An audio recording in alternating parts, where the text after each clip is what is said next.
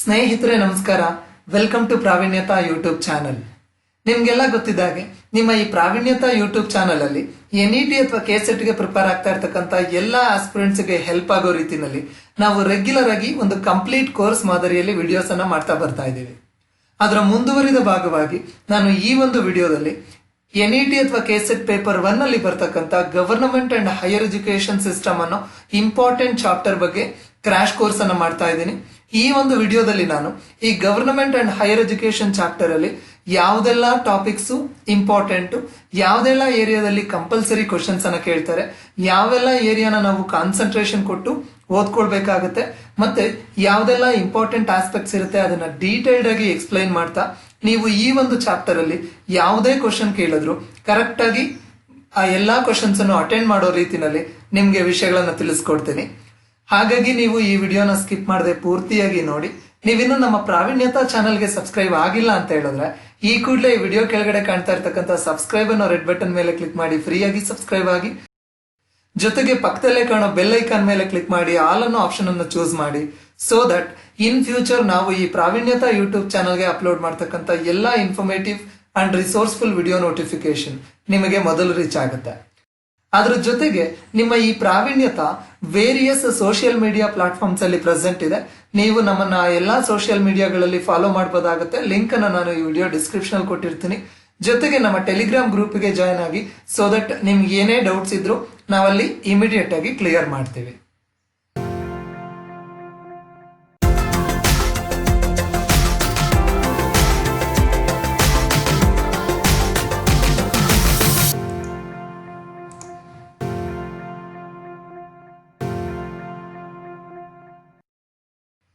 So ಹಾಗಾದ್ರೆ ಈಗ ನಾನು ಈ ಒಂದು ವಿಡಿಯೋ ಕಂಟೆಂಟ್ಗೆ ಮೂವ್ ಆನ್ ಆಗ್ತೀನಿ. ನಿಮ್ಗೆಲ್ಲ ಗೊತ್ತಿದ್ದಾಗ ಈ ಪ್ರಾವೀಣ್ಯತಾ ಯೂಟ್ಯೂಬ್ ಚಾನಲ್ ಅಲ್ಲಿ ನಾವು NET ಮತ್ತೆ KCET ಆಸ್ಪಿರೆಂಟ್ಸ್ ಗೆ ಹೆಲ್ಪ್ ಆಗೋ ರೀತಿನಲ್ಲಿ ಪ್ರೀವಿಯಸ್ ಕ್ವಶನ್ ಪೇಪರ್ಸ್ ಅನ್ನ ಸಾಲ್ವ್ ಮಾಡೋದಿರ್ಬೋದು, ಇಂಪಾರ್ಟೆಂಟ್ ಟಾಪಿಕ್ಸ್ ಬಗ್ಗೆ ಡೀಟೇಲ್ಡ್ ವಿಡಿಯೋಸ್ ಅನ್ನ ಮಾಡೋದಿರ್ಬೋದು, ಅಥವಾ ಪ್ರತಿ ಚಾಪ್ಟರ್ ಬಗ್ಗೆ ನೀವು ಯಾವ ಆಸ್ಪೆಕ್ಟ್ಸ್ ಅನ್ನ ಇಂಪಾರ್ಟೆನ್ಸ್ ಕೊಟ್ಟು ಓದ್ಕೊಳ್ಬೇಕು ಅಂತ ಹೇಳಿ ಕ್ರಾಶ್ ಕೋರ್ಸಸ್ ಅನ್ನ ಮಾಡೋದಿರ್ಬೋದು, ನಿಮ್ಮ NET KCET ಎಕ್ಸಾಮ್ ಪ್ರಿಪರೇಷನ್ಸ್ ಗೆ ಬೇಕಾದಂತ ಸ್ಟಡಿ ಟಿಪ್ಸ್ ಅನ್ನ ಕೊಡ್ಬೋದಿರ್ಬೋದು. ಈ ರೀತಿ ಕಂಪ್ಲೀಟ್ ಆಗಿ ಒಂದು ಫುಲ್ ಫ್ಲೆಡ್ಜ್ಡ್ ವಿಡಿಯೋ ಪ್ಯಾಕೇಜಸ್ ಅನ್ನ ನಿಮ್ ಮುಂದೆ ತಗೊಂಡ್ ಬರ್ತಾ ಇದೀವಿ. ಸೊ ನಾವು ಈ ಹಿಂದೆ ಟೀಚಿಂಗ್ ಆಪ್ಟಿಟ್ಯೂಡ್ ಇರ್ಬೋದು, ಕಮ್ಯುನಿಕೇಶನ್ ಇರ್ಬೋದು, ಅದ್ರ ಜೊತೆಗೆ information and communication technology, people and environment, ಈ ಎಲ್ಲಾ ಚಾಪ್ಟರ್ ಬಗ್ಗೆ ಆಲ್ರೆಡಿ ಕ್ರಾಶ್ ಕೋರ್ಸ್ ವಿಡಿಯೋಸ್ ಅನ್ನ ಮಾಡಿದೀವಿ. ನೀವಿನ್ನು ಆ ವಿಡಿಯೋಸ್ ಅನ್ನ ನೋಡಿಲ್ಲ ಅಂತ ಹೇಳಿದ್ರೆ ಈ ವಿಡಿಯೋ ಡಿಸ್ಕ್ರಿಪ್ಷನ್ ಅಲ್ಲಿ ಕೊಟ್ಟಿರ್ತೀನಿ ಲಿಂಕ್ಸ್ ಅನ್ನ. ನೀವು ಆ ವಿಡಿಯೋನ ನೋಡ್ಕೊಂಡು ಆಮೇಲೆ ಈ ವಿಡಿಯೋಗೆ ಬನ್ನಿ, ಯಾಕಂದ್ರೆ ಒಂದ್ ವಿಡಿಯೋ ಮತ್ತೆ ಇನ್ನೊಂದು ವಿಡಿಯೋಗೆ ಲಿಂಕ್ ಇರುತ್ತೆ. ಅದ್ರ ಜೊತೆಗೆ ನಾವು ಈ ಪ್ರಾವೀಣ್ಯತಾ ಚಾನಲ್ ಅಲ್ಲಿ ಪ್ರೀವಿಯಸ್ NET ಮತ್ತೆ KCET ಕ್ವಶನ್ ಪೇಪರ್ ಅನ್ನ ಜಸ್ಟ್ ಸಾಲ್ವ್ ಮಾಡೋದು ಮಾತ್ರ ಅಲ್ಲ, ಡೀಟೇಲ್ಡ್ ಎಕ್ಸ್ಪ್ಲನೇಷನ್ ಜೊತೆಗೆ ಸಾಲ್ವ್ ಮಾಡ್ಕೊಂಡು ವಿಡಿಯೋಸ್ ಅನ್ನ ಮಾಡಿದೀವಿ. ನೀವು ಆ ವಿಡಿಯೋಸ್ ಅನ್ನ ನೋಡಿಲ್ಲ ಅಂದ್ರೂ ಕೂಡ ಆ ವಿಡಿಯೋ ಲಿಂಕ್ ಅನ್ನು ಕೂಡ, previous year question paper solve ಆಗಿರ್ತಕ್ಕಂಥ ವಿಡಿಯೋ ಲಿಂಕ್ ಅನ್ನು ಕೂಡ ನಾನು ಈ ವಿಡಿಯೋ ಡಿಸ್ಕ್ರಿಪ್ಷನ್ ಅಲ್ಲಿ ಕೊಟ್ಟಿರ್ತೀನಿ. ನೀವು ಆ ಎಲ್ಲಾ ವಿಡಿಯೋಸ್ ಅನ್ನ ನೋಡ್ಕೊಳ್ಬಹುದಾಗತ್ತೆ. ಸೊ ಅದಾದ್ಮೇಲೆ ಇನ್ನ ಈ ಗವರ್ನಮೆಂಟ್ ಅಂಡ್ ಹೈಯರ್ ಎಜುಕೇಶನ್ ಅನ್ನೋ ಚಾಪ್ಟರ್ ಗೆ ಬರೋದಾದ್ರೆ ಇದು NET ಅಥವಾ KCET ಪರ್ಸ್ಪೆಕ್ಟಿವ್ ಇಂದ ವೆರಿ ಇಂಪಾರ್ಟೆಂಟ್ ಚಾಪ್ಟರ್ ಆಗಿರುತ್ತೆ. ಈ ಒಂದು ಚಾಪ್ಟರ್ ಅಲ್ಲೂ ಕೂಡ 5 ಕ್ವಶನ್ಸ್ ಅಂದ್ರೆ 10 ಮಾರ್ಕ್ಸ್ ಗೆ ಕಂಪಲ್ಸರಿ ಕ್ವಶನ್ಸ್ ಅನ್ನ ಕೇಳ್ತಾರೆ. ಸೊ ಹಾಗಾಗಿ ನಾನು ಈ government and higher education chapter ಅಲ್ಲಿ ಗವರ್ನಮೆಂಟ್ ಅನ್ನೋ ಟಾಪಿಕ್ ಅಂಡರ್ ಅಲ್ಲಿ ಬರ್ತಕ್ಕಂಥ ಎಲ್ಲಾ ಆಸ್ಪೆಕ್ಟ್ಸ್ ಅನ್ನ ಡೀಟೇಲ್ಡ್ ಆಗಿ ಡಿಸ್ಕಸ್ ಮಾಡಿ ಯಾವ ಏರಿಯಾದಲ್ಲಿ ಕಂಪಲ್ಸರಿ ಕ್ವಶನ್ಸ್ ಕೇಳ್ತಾರೆ ಅಂತ ಹೇಳಿ ನನ್ನ ಪ್ರೀವಿಯಸ್ ವಿಡಿಯೋದಲ್ಲಿ ತಿಳಿಸ್ಕೊಟ್ಟಿದ್ದೆ. ನೀವಿನ್ನು ಆ ವಿಡಿಯೋ ನೋಡಿಲ್ಲ ಅಂತ ಹೇಳಿದ್ರೆ ಈ ವಿಡಿಯೋ ಡಿಸ್ಕ್ರಿಪ್ಷನ್ ಅಲ್ಲಿ ಲಿಂಕ್ ಇದೆ, ನೀವು ನೋಡ್ಕೊಳ್ಬಹುದಾಗುತ್ತೆ. ಸೊ ಈಗ ಈ ವಿಡಿಯೋದಲ್ಲಿ ನಾನು ಈ ಗವರ್ನಮೆಂಟ್ ಅಂಡ್ ಹೈಯರ್ ಎಜುಕೇಶನ್ ಅನ್ನೋ ಚಾಪ್ಟರ್ ಅಲ್ಲಿ ಬರ್ತಕ್ಕಂಥ ಹೈಯರ್ ಎಜುಕೇಶನ್ ಸಿಸ್ಟಮ್ ಅನ್ನೋ ಒಂದು ಟಾಪಿಕ್ ಬಗ್ಗೆ ಡೀಟೇಲ್ ಡಿಸ್ಕಷನ್ ಅನ್ನ ಮಾಡ್ತೀನಿ. ಸೊ ಆಲ್ರೆಡಿ ಗವರ್ನಮೆಂಟ್ ಅನ್ನೋ ಟಾಪಿಕ್ ಅಂಡರ್ ಅಲ್ಲಿ ಬರ್ತಕ್ಕಂಥ ಎಲ್ಲಾ ಆಸ್ಪೆಕ್ಟ್ಸ್ ಅನ್ನ ಡಿಸ್ಕಸ್ ಮಾಡಿರೋದ್ರಿಂದ ಈ ವಿಡಿಯೋದಲ್ಲಿ ಹೈಯರ್ ಎಜುಕೇಶನ್ ಸಿಸ್ಟಮ್ ಅನ್ನೋ ಒಂದು ಟಾಪಿಕ್ ಅಂಡರ್ ಅಲ್ಲಿ ಬರ್ತಕ್ಕಂಥ ಎಲ್ಲಾ ಆಸ್ಪೆಕ್ಟ್ ಅನ್ನ ಡೀಟೇಲ್ಡ್ ಆಗಿ ಡಿಸ್ಕಸ್ ಮಾಡ್ತೀನಿ. ಸೊ ಹಾಗಾಗಿ ಈ ವಿಡಿಯೋನ ಕೊನೆವರೆಗೂ ನೋಡಿ. ಜೊತೆಗೆ ವಿಡಿಯೋ ನೋಡೋದು ಮಾತ್ರ ಅಲ್ಲ, ಈ ವಿಡಿಯೋ ನಿಮ್ಮ KCET ಅಥವಾ NET ಎಕ್ಸಾಮ್ ಪ್ರಿಪರೇಷನ್ಸ್ ಗೆ ಹೇಗೆ ಹೆಲ್ಪ್ಫುಲ್ ಅನ್ನಿಸ್ತು ಅಂತ ಹೇಳಿ ಮರೀದೆ ವಿಡಿಯೋ ಕಮೆಂಟ್ ಬಾಕ್ಸ್ ಅಲ್ಲಿ ಕಮೆಂಟ್ ಮಾಡಿ. ಯಾಕಂತ ಹೇಳಿದ್ರೆ ನಿಮ್ಮ ಕಮೆಂಟ್ ಅಥವಾ ಫೀಡ್ಬ್ಯಾಕ್ ಏನಿದೆ ಅದು ನಮ್ಗೆ ಒಂದಷ್ಟು ಇನ್ಸ್ಪಿರೇಷನ್ ಮತ್ತೆ ಮೋಟಿವೇಶನ್ ತರುತ್ತೆ, ಮತ್ತೆ ನಿಮ್ಗೆ ಇನ್ ಫ್ಯೂಚರ್ ಅಲ್ಲಿ ಇನ್ನೂ ಒಂದಷ್ಟು ಕ್ವಾಲಿಟಿ ವಿಡಿಯೋಸ್ ಅನ್ನ ನಿಮ್ ಮುಂದೆ ತರಲಿಕ್ಕೆ ಸಹಾಯ ಮಾಡುತ್ತೆ. ಸೊ ಹಾಗಾಗಿ ಮರೀದೆ ನಿಮ್ಮ ಅಭಿಪ್ರಾಯ ಅಥವಾ ಅನಿಸಿಕೆ ಏನಿದೆ ಅದನ್ನ ಈ ವಿಡಿಯೋ ಕಮೆಂಟ್ ಬಾಕ್ಸ್ ಅಲ್ಲಿ ತಿಳಿಸ್ಕೊಡಿ. ನೀವು ನಿಮ್ಮ ಅನಿಸಿಕೆಯನ್ನ ತಿಳಿಸ್ಕೊಡ್ತೀರಾ ಮತ್ತೆ ಈ ವಿಡಿಯೋನ ನಿಮ್ಮ ನೋನ್ ಫ್ರೆಂಡ್ಸ್ ಎಲ್ರಿಗೂ ಶೇರ್ ಮಾಡ್ತೀರಾ ಅಂತ ಭಾವಿಸ್ತಾ ನಾನು ಡೈರೆಕ್ಟ್ ಆಗಿ ವಿಡಿಯೋ ಕಂಟೆಂಟ್ ಗೆ ಮೂವ್ ಆನ್ ಆಗ್ತೀನಿ. Higher education system. ಈ ಹೈಯರ್ ಎಜುಕೇಶನ್ ಸಿಸ್ಟಮ್ ಬಗ್ಗೆ ವಿಡಿಯೋ ಮಾಡಿ ಅಂತ ಹೇಳಿ ನಾನು ವಿಡಿಯೋ ಕಮೆಂಟ್ ಬಾಕ್ಸ್ ಅಲ್ಲಿ ನಾನು ಕೇಳಿದಾಗ ಯಾವ ಟಾಪಿಕ್ ಬಗ್ಗೆ ನೀವು ವಿಡಿಯೋ ಎಕ್ಸ್ಪೆಕ್ಟ್ ಮಾಡ್ತೀರಾ ಅಂತ ಕೇಳಿದಾಗ ತುಂಬಾ ಜನ ಹೈಯರ್ ಎಜುಕೇಶನ್ ಸಿಸ್ಟಮ್ ಬಗ್ಗೆ ವಿಡಿಯೋ ಮಾಡಿ ಸರ್, ಈ ಒಂದು ಏರಿಯಾದಲ್ಲಿ ನಾವು ಏನನ್ನು ಓದ್ಬೇಕು, ಹೇಗೆ ಓದ್ಬೇಕು ಅನ್ನೋ ಕ್ಲಾರಿಟಿ ಸಿಗ್ತಾ ಇಲ್ಲ ಅಂತ ಹೇಳಿ ಕಮೆಂಟ್ಸ್ ಅಲ್ಲಿ ತುಂಬಾ ಜನ ಹೇಳ್ತಾ ಇದ್ರಿ. ಸೊ ಹಾಗಾಗಿ ನಾನು ಈ ಒಂದು ಟಾಪಿಕ್ ಅನ್ನ ಪ್ರಿಯಾರಿಟಿನಲ್ಲಿ ತಗೊಂಡಿದ್ದೀನಿ. ಸೊ ಈ ಹೈಯರ್ ಎಜುಕೇಶನ್ ಸಿಸ್ಟಮ್ ಅನ್ನೋದು ಒಂದು ತುಂಬಾ ಜನ ಇದನ್ನ ಟಫ್ ಅಂತ ಭಾವಿಸ್ತಾ ಇದ್ದೀರಾ. ಖಂಡಿತವಾಗ್ಲೂ ಈ ಹೈಯರ್ ಎಜುಕೇಶನ್ ಸಿಸ್ಟಮ್ ಟಾಪಿಕ್ ಏನಿದೆ ಇದು ಟಫ್ ಆದಂತ ಟಾಪಿಕ್ ಅಲ್ಲ. ಸೊ ಹಾಗಾದ್ರೆ ಈ ಒಂದು ಹೈಯರ್ ಎಜುಕೇಶನ್ ಸಿಸ್ಟಮ್ ಅಲ್ಲಿ ನಾವು ಏನೆಲ್ಲ ಟಾಪಿಕ್ ಅನ್ನ ಕವರ್ ಮಾಡ್ಕೊಳ್ಬೇಕಾಗುತ್ತೆ, ಈ ಹೈಯರ್ ಎಜುಕೇಶನ್ ಅನ್ನೋ ಒಂದು ಟಾಪಿಕ್ ಅಂಡರ್ ಅಲ್ಲಿ ನಾವು ಯಾವೆಲ್ಲ ಆಸ್ಪೆಕ್ಟ್ಸ್ ಅನ್ನ ಕವರ್ ಮಾಡ್ಕೊಳ್ಬೇಕಾಗುತ್ತೆ ಮತ್ತೆ ಯಾವೆಲ್ಲ ಏರಿಯಾದಲ್ಲಿ ಕ್ವಶನ್ ಕೇಳ್ತಾರೆ ಅನ್ನೋದನ್ನ ಡೀಟೇಲ್ಡ್ ಆಗಿ ನೋಡೋಣ. ಸೊ ಮೊದಲಿಗೆ ನಾನು ಈ ಹೈಯರ್ ಎಜುಕೇಶನ್ ಅಂದ್ರೆ ಏನು ಅಂತ ಹೋಗೋದಕ್ಕಿಂತ ಮುಂಚೆ ಎಜುಕೇಶನ್ ಅಂದ್ರೆ ಏನು ಅಂತ ನೋಡೋಣ. ಸೊ ಎಜುಕೇಶನ್, ವಿದ್ಯೆ, ಜ್ಞಾನ ಈ ತರ ಅಂದ್ರೆ ಏನು ಅಂತ ನೋಡೋದಾದ್ರೆ, ಎಜುಕೇಶನ್ ಅಂತ ಹೇಳಿದ್ರೆ facilitating of learning, acquiring of skills, knowledge and values. Education ಅಥವಾ ಶಿಕ್ಷಣ ಅಂತಕ್ಕಂಥದ್ದು ಒಬ್ಬ ವ್ಯಕ್ತಿಯ ಕಲಿಕೆಗೆ ಅಥವಾ ಅವನಿಗೆ ಬೇಕಾದಂತ ಕೌಶಲ್ಯಗಳನ್ನ ಕಲೀಲಿಕ್ಕೆ, ಅವನಿಗೆ ಬೇಕಾದಂತ ಜ್ಞಾನವನ್ನ ಗಳಿಸ್ಲಿಕ್ಕೆ, ಅವನು ಒಂದಷ್ಟು ಮೌಲ್ಯಗಳನ್ನ ಕಲಿಸ್ಲಿಕ್ಕೆ ಸಾಧ್ಯವಾಗುವಂತ ಒಂದು ಸಾಧನ ಅಥವಾ ಒಂದು ಮೀಡಿಯಂ ಏನಿದೆ ಅದನ್ನ ನಾವು ಎಜುಕೇಶನ್ ಅಂತ ಹೇಳಿ ಕರ್ಕೊಳ್ತೀವಿ ಅಂತ ಹೇಳ್ತಾರೆ. So education is not only about the text book. ಒಂದು ಟೆಕ್ಸ್ಟ್ ಬುಕ್ ಅಲ್ಲಿ ಇರ್ತಕ್ಕಂಥದ್ದು, ಸಿಲೆಬಸ್ ಅಲ್ಲಿ ಇರೋದನ್ನ ಟೀಚ್ ಮಾಡ್ತಕ್ಕಂಥದ್ದು ಮಾತ್ರ ಅಲ್ಲ, ಅದ್ರ ಆಚೆಗೆ ಶಿಕ್ಷಣ ಅಂತಕ್ಕಂಥದ್ದು ತುಂಬಾ ಒಂದು ಬ್ರಾಡರ್ ಸ್ಕೋಪ್ ಅನ್ನ ಹೊಂದಿರುತ್ತೆ. ಸೊ ಎಲ್ಲ ಒಂದ್ ಕಡೆ ಎಜುಕೇಶನ್ಗೆ ಇನ್ನೊಂದು ಡೆಫಿನೇಷನ್ ಹೇಳ್ತಾರೆ. Education means modification of the behaviour of an individual to the positive perspective ಅಂತ ಹೇಳ್ತಾರೆ. ವಾಟ್ ಅ ಬ್ಯೂಟಿಫುಲ್ ಡೆಫಿನೇಷನ್ ಅಲ್ಲ. ಒಬ್ಬ ವ್ಯಕ್ತಿಯ ಚಿಂತನೆ ಮತ್ತೆ ನಡವಳಿಕೆಯನ್ನ ಧನಾತ್ಮಕತೆಯೆಡೆಗೆ ಬದಲಾಯಿಸ್ತಕ್ಕಂಥದ್ದೇ ಶಿಕ್ಷಣ ಅಂತ ಹೇಳ್ತಾರೆ. Modification of behaviour of an individual to the positive perspective is an education ಅಂತಾರೆ. ಅಂದ್ರೆ ಕೇವಲ ಯಾವುದೋ ಒಂದು ಜ್ಞಾನವನ್ನ ಕಲಿತಕ್ಕಂಥದ್ದು, ಒಂದು ಟೆಕ್ಸ್ಟ್ ಬುಕ್ ಅಲ್ಲಿ ಇರೋದನ್ನ ಓದಿ ಅರ್ಥ ಮಾಡ್ಕೊಳ್ತಕ್ಕಂಥದ್ದು ಮಾತ್ರ ಎಜುಕೇಶನ್ ಅಲ್ಲ. ಒಬ್ಬ ವ್ಯಕ್ತಿ ತಾನು ಒಬ್ಬ ಒಳ್ಳೆಯ ವ್ಯಕ್ತಿಯಾಗಿ, ಒಳ್ಳೆಯ ವ್ಯಕ್ತಿತ್ವ ಪೂರಿತ ವ್ಯಕ್ತಿಯಾಗಿ ಹೊರ ಹೊಮ್ಮಿಸೋದಕ್ಕೆ ಯಾವುದು ಕಾರಣಕರ್ತವಾಗುತ್ತೆ ಅದನ್ನ ಎಜುಕೇಶನ್ ಅಂತ ಹೇಳಿ ಕರಿತೀವಿ. ಸೊ ಈಗ ಒಬ್ಬ ವ್ಯಕ್ತಿ ಸಬ್ಜೆಕ್ಟ್ ನ ತುಂಬಾ ಚೆನ್ನಾಗಿ ತಿಳ್ಕೊಂಡಿದ್ದಾನೆ, 100 out of 100 ಸ್ಕೋರ್ ಮಾಡಿದ್ದಾನೆ ಅಂತ ಹೇಳಿದ್ರೆ ಅವನನ್ನ ನಾವು ಎಜುಕೇಟೆಡ್ ಅಂತ ಕರೆದ್ಬಿಡ್ಲಿಕ್ಕೆ ಆಗೋದಿಲ್ಲ. ಆ ವ್ಯಕ್ತಿನಲ್ಲಿ ಒಂದಷ್ಟು ಸಾಮಾಜಿಕ ಮಾನವೀಯ ಮೌಲ್ಯಗಳನ್ನ ತುಂಬಲಾಗಿದೆಯಾ, ಕಲ್ತಿದನ ಮಾನವೀಯ ಮೌಲ್ಯಗಳನ್ನ ಅನ್ನೋದ್ರ ಬೇಸ್ ಮೇಲೆ ಎಜುಕೇಟೆಡ್ ಅಂತ ಡಿಸೈಡ್ ಮಾಡ್ಬೇಕಾಗತ್ತೆ. ಸೊ ಎಜುಕೇಶನ್ ಅಂತ ಹೇಳಿದ್ರೆ it covers both inside and outside the class room ಏನೆಲ್ಲ ನಡೆಯುತ್ತೆ ಅದನ್ನೆಲ್ಲಾನು ಒಳಗೊಂಡಂತದನ್ನ ಎಜುಕೇಶನ್ ಅಂತ ಕರಿತೀವಿ ಅಂತ ಹೇಳ್ತಾರೆ. ಸೊ ಇದು ಎಜುಕೇಶನ್. ಇದು ನಿಮ್ಗೆ ಕ್ಲಿಯರ್ ಇದೆ ಅಂತ ಹೇಳಿದ್ರೆ ನಾನು ನೆಕ್ಸ್ಟ್ ಇಂಪಾರ್ಟೆಂಟ್ ಟಾಪಿಕ್ ಗೆ ಮೂವ್ ಆನ್ ಆಗ್ತೀನಿ, ಹೈಯರ್ ಎಜುಕೇಶನ್. ಸೊ ಈ ಹೈಯರ್ ಎಜುಕೇಶನ್ ಅಂದ್ರೆ ಏನು, ಈ ಹೈಯರ್ ಎಜುಕೇಶನ್ ಅಲ್ಲಿ ಏನೆಲ್ಲ ಬರುತ್ತೆ ಅನ್ನೋದ್ರ ಬಗ್ಗೆ ಡಿಸ್ಕಸ್ ಮಾಡ್ತೀನಿ. ಈ ಏರಿಯಾದಲ್ಲಿ ನಿಮ್ಗೆ ಕ್ವಶನ್ ಕೇಳೋ ಚಾನ್ಸಸ್ ಇರುತ್ತೆ. ಸೊ ಹೈಯರ್ ಎಜುಕೇಶನ್ ಅಂತ ಹೇಳಿದ್ರೆ ಇದರಲ್ಲಿ ಮೇಜರ್ ಆಗಿ 3 ಟೈಪ್ಸ್ ಆಗಿ ಡಿವೈಡ್ ಮಾಡ್ತೀವಿ ಹೈಯರ್ ಎಜುಕೇಶನ್ ಅನ್ನು ನಾವು. ಅದರಲ್ಲಿ ಫಸ್ಟ್ ಒನ್ ಅನ್ನ ಜನರಲ್ ಎಜುಕೇಶನ್ ಅಂತ ಹೇಳಿ ಕರಿತೀವಿ. ಜನರಲ್ ಎಜುಕೇಶನ್ ಅಂತ ಹೇಳಿದ್ರೆ ನಮ್ಮ ರೆಗ್ಯುಲರ್ ಡಿಗ್ರೀಸ್, ನಮ್ಮ ರೆಗ್ಯುಲರ್ ಕೋರ್ಸಸ್ ಏನಿದೆ, ಕಾಮರ್ಸ್ ಇರ್ಬೋದು, ಸೈನ್ಸ್ ಇರ್ಬೋದು, BSc, BCom, BA ಇವೆಲ್ಲ ಏನಿದೆ ಇದು ಜನರಲ್ ಎಜುಕೇಶನ್. ರೆಗ್ಯುಲರ್ ಆಗಿ ಫಾರ್ಮಲ್ ವೇನಲ್ಲಿ ಅವ್ರಿಗೆ ಕಲ್ಸ್ಕೊಡ್ತಾ ಹೋಗ್ತೀವಿ. ಇದನ್ನು ನಾವು ಜನರಲ್ ಎಜುಕೇಶನ್ ಅಂತ ಹೇಳಿ ಕರಿತೀವಿ. ಇದು ಹೈಯರ್ ಎಜುಕೇಶನ್ ಅಲ್ಲಿ ಬರ್ತಕ್ಕಂಥ ಫಸ್ಟ್ ಕ್ಯಾಟಗರಿ. ನೆಕ್ಸ್ಟ್ ಬರುತ್ತೆ ಪ್ರೊಫೆಷನಲ್ ಎಜುಕೇಶನ್. ಪ್ರೊಫೆಷನಲ್ ಎಜುಕೇಶನ್ ಅಂದ್ರೆ ಏನು ಅಥವಾ ಪ್ರೊಫೆಷನ್ ಅಂದ್ರೆ ಏನು ಅಂತ ಹೇಳಿದ್ರೆ ಒಂದು ಸ್ಪೆಸಿಫಿಕ್ ನಾಲೆಡ್ಜ್ ಅಥವಾ ಜ್ಞಾನ ಇದ್ರೆ ಮಾತ್ರ ನಾವು ಆ ಪರ್ಟಿಕ್ಯುಲರ್ ಆಕ್ಟಿವಿಟಿಯನ್ನ ಪರ್ಫಾರ್ಮ್ ಮಾಡ್ಲಿಕ್ಕೆ ಸಾಧ್ಯ ಆಗುತ್ತೆ. ಅಂದ್ರೆ ನಾನಿವಾಗ ಹೋಗ್ಬಿಟ್ಟು ಯಾವುದೋ ಒಬ್ಬ ಪೇಷಂಟ್ ಗೆ ಆಪರೇಷನ್ ಮಾಡ್ಲಿಕ್ಕೆ ಆಗುತ್ತಾ ಅಂತ ಹೇಳಿದ್ರೆ ನೋ. ಯಾಕಂತ ಹೇಳಿದ್ರೆ basically I am a teacher. ನನಗೆ ಒಬ್ಬ ಡಾಕ್ಟರ್ಗೆ ಇರಬೇಕಾದಂತ ಪ್ರೊಫೆಷಿಯನ್ಸಿ ಅಥವಾ ನಾಲೆಡ್ಜ್ ಅಥವಾ ಎಕ್ಸ್ಪರ್ಟೈಸ್ ನನ್ನಲ್ಲಿಲ್ಲ. ಪ್ರೊಫೆಷನ್ ಅಂತ ಕರಿಬೇಕು ಅಂದ್ರೆ ಒಂದು particular set of skill set ಅಥವಾ ನಾಲೆಡ್ಜ್ ಇರಬೇಕಾಗುತ್ತೆ. ಆ ರೀತಿ ಪರ್ಟಿಕ್ಯುಲರ್ ನಾಲೆಡ್ಜ್ ಅನ್ನ ಕೊಡ್ತಕ್ಕಂಥ ಎಜುಕೇಶನ್ ಯಾವ್ದಿರುತ್ತೆ ಅದನ್ನ ನಾವು ಪ್ರೊಫೆಷನಲ್ ಎಜುಕೇಶನ್ ಅಂತ ಹೇಳಿ ಕರಿತೀವಿ. ಸೊ ಫಾರ್ ಎಕ್ಸಾಂಪಲ್ ಲಾ ಇರ್ಬೋದು, ಚಾರ್ಟೆಡ್ ಅಕೌಂಟೆನ್ಸಿ ಕೋರ್ಸ್ ಇರ್ಬೋದು, ಡಾಕ್ಟರ್ ಓದ್ತಾ ಇರ್ತಾರಲ್ಲ, MBBS ಮಾಡ್ತಾರಲ್ಲ, ಆ ರೀತಿಯಾದಂಥದ್ದು, ಈ ರೀತಿಯಾದಂಥ ಕೋರ್ಸಸ್ ಅನ್ನ ನಾವು ಪ್ರೊಫೆಷನಲ್ ಎಜುಕೇಶನ್ ಅಂತ ಹೇಳಿ ಕರಿತೀವಿ. This is also comes under higher education. Next third and last category ಬರುತ್ತೆ ವೊಕೇಶನಲ್ ಎಜುಕೇಶನ್ಸ್. ವೊಕೇಶನಲ್ ಎಜುಕೇಶನ್ ಅಂದ್ರೆ ಒಂದು ಪರ್ಟಿಕ್ಯುಲರ್ ಮಿನಿಮಮ್ ಸ್ಕಿಲ್ ಸೆಟ್ ಅನ್ನ ಕೊಡ್ತಕ್ಕಂಥದ್ದು. ಫಾರ್ ಎಕ್ಸಾಂಪಲ್ ಕಂಪ್ಯೂಟರ್ ನಾಲೆಡ್ಜ್ ಅಂದ್ರೆ ಬೇಸಿಕ್ ಕಂಪ್ಯೂಟರ್ ನಾನು ಹೋಗಿ ಜಾಯ್ನ್ ಆಗ್ತೀನಿ, ಅದನ್ನ ಕಲ್ತ್ಕೊಂಡು ಬರ್ತೀನಿ. ಅಥವಾ ಕಂಪ್ಯೂಟರ್ ಅಲ್ಲಿ ನಾನು ಟ್ಯಾಲಿ ಕಲಿಬೇಕು, ಟ್ಯಾಲಿಗೆ ಜಾಯ್ನ್ ಆಗ್ತೀನಿ, ಹೋಗಿ ಕಲ್ತ್ಕೊಂಡು ಬರ್ತೀನಿ. ಅಥವಾ ಹೆಲ್ತ್ ಕೇರ್ ಅಲ್ಲಿ ಯಾವ್ದೋ ಬ್ಯೂಟಿಷಿಯನ್ ಕೋರ್ಸ್ ಇರ್ಬೋದು. ಈ ರೀತಿ ಬೇರೆ ಬೇರೆ ಯಾವ್ದಾದ್ರು ಕೋರ್ಸಸ್ ಅನ್ನ ಮಾಡ್ಕೊಂಡು ಒಂದು ಪರ್ಟಿಕ್ಯುಲರ್ ಡೊಮೈನ್ಗೆ ನಮ್ಮನ್ನ ನಾವು ಕನ್ಸ್ಟ್ರೈನ್ ಮಾಡ್ಕೊಂಡು ಕಲಿತೀವಲ್ಲ ಅದನ್ನ ವೊಕೇಶನಲ್ ಕೋರ್ಸಸ್ ಅಂತ ಹೇಳಿ ಕರಿತೀವಿ. ಅಥವಾ ವೊಕೇಶನಲ್ ಎಜುಕೇಶನ್ ಅಂತ ಹೇಳಿ ಕರಿತೀವಿ. ಈ ವೊಕೇಶನಲ್ ಎಜುಕೇಶನ್ ಒಂದು ಪರ್ಟಿಕ್ಯುಲರ್ ಸ್ಕಿಲ್ ಸೆಟ್ ಅನ್ನ ಕೊಡುತ್ತೆ. ಇದು ಫಾರ್ಮಲ್ ಗಿಂತ ಡಿಸ್ಟೆನ್ಸ್ ಇರಬಹುದು ಅಥವಾ ಇನ್ಫಾರ್ಮಲ್ ವೇನಲ್ಲಿ ಜಾಸ್ತಿ ಈ ಒಂದು ಟೈಪ್ ಆಫ್ ಎಜುಕೇಶನ್ ಅನ್ನ ನಾವು ಕೊಡ್ತಾ ಹೋಗ್ತೀವಿ. ಇದು ಹೈಯರ್ ಎಜುಕೇಶನ್ ಅಲ್ಲಿ ಬರ್ತಕ್ಕಂಥ ಕ್ಯಾಟಗರಿ ಆಗಿರುತ್ತೆ. ಇದು ನಿಮ್ಗೆ ಕ್ಲಿಯರ್ ಇದೆ ಅಂತ ಹೇಳಿದ್ರೆ ನೆಕ್ಸ್ಟ್ ವೆರಿ ಇಂಪಾರ್ಟೆಂಟ್ ಟಾಪಿಕ್ ಗೆ ಮೂವ್ ಆನ್ ಆಗ್ತೀನಿ ನಾನು. ಹೈಯರ್ ಎಜುಕೇಶನ್ ಸಿಸ್ಟಮ್ ಅಲ್ಲಿ ಬರ್ತಕ್ಕಂಥ topic educational institutions. It's very very important. Compulsory 1 or 2 questions ಇದ್ದೇ ಇರುತ್ತೆ. ನೀವು ಯಾವುದೇ ವರ್ಷದ ಕ್ವಶನ್ ಪೇಪರ್ ತೆಗೆದು ನೋಡಿ, ಈ ಏರಿಯಾದಲ್ಲಿ 1 or 2 ಕ್ವಶನ್ಸ್ ಇದ್ದೇ ಇರುತ್ತೆ. ಹಾಗಾಗಿ ಈ ಒಂದು ಏರಿಯಾನ ನೀವು ಕಾನ್ಸಂಟ್ರೇಟ್ ಮಾಡಲೇಬೇಕಾಗತ್ತೆ. ಎಜುಕೇಶನಲ್ ಇನ್ಸ್ಟಿಟ್ಯೂಷನ್ಸ್ ಅಥವಾ ಹೈಯರ್ ಎಜುಕೇಶನಲ್ ಇನ್ಸ್ಟಿಟ್ಯೂಷನ್ಸ್. ಈ ಎಜುಕೇಶನಲ್ ಇನ್ಸ್ಟಿಟ್ಯೂಷನ್ಸ್ ಅಂದ್ರೆ ಏನು ಅಂತ ಹೇಳಿದ್ರೆ, ಭಾರತದಲ್ಲಿ ಹೈಯರ್ ಎಜುಕೇಶನ್ಗೆ ಸಂಬಂಧಪಟ್ಟಂತೆ ಯಾವ್ದೆಲ್ಲ ಇನ್ಸ್ಟಿಟ್ಯೂಷನ್ಸ್ ಇದೆ, ಆ ಇನ್ಸ್ಟಿಟ್ಯೂಷನ್ಸ್ ಆಬ್ಜೆಕ್ಟಿವ್ ಏನು, ಅದನ್ನ ಯಾವಾಗ ಎಸ್ಟಾಬ್ಲಿಷ್ ಮಾಡಿದ್ರು, ಈ ರೀತಿ ಒಂದಷ್ಟು ಬೇಸಿಕ್ ಡೀಟೇಲ್ಸ್ ಅನ್ನ ತಿಳ್ಕೊಳ್ಬೇಕಾಗುತ್ತೆ. ಈ ಏರಿಯಾದಲ್ಲಿ ನಮ್ಗೆ ಕಂಪಲ್ಸರಿ ಕ್ವಶನ್ಸ್ ಕೇಳ್ತಾರೆ. ಸೊ ಹಾಗಾದ್ರೆ ಈಗ ಇಂಡಿಯಾದಲ್ಲಿ ಬರ್ತಕ್ಕಂಥ ಹೈಯರ್ ಎಜುಕೇಶನಲ್ ಇನ್ಸ್ಟಿಟ್ಯೂಷನ್ಸ್ ಯಾವ್ದಾವ್ದಿದೆ ಅದನ್ನ 1 by 1 ಡೀಟೇಲ್ ಆಗಿ ನೋಡ್ತಾ ಬರೋಣ. ಅದರಲ್ಲಿ ಫಸ್ಟ್ ಒನ್ ಬರುತ್ತೆ ನಮಗೆ UGC ಅಂತ ಹೇಳಿ. UGC ಅಂತ ಹೇಳಿದ್ರೆ ಯೂನಿವರ್ಸಿಟಿ ಗ್ರಾಂಟ್ ಕಮಿಷನ್ ಅಂತ ಹೇಳಿ, ವಿಶ್ವವಿದ್ಯಾನಿಲಯ ಧನ ಸಹಾಯ ಆಯೋಗ ಅಂತ ಹೇಳಿ.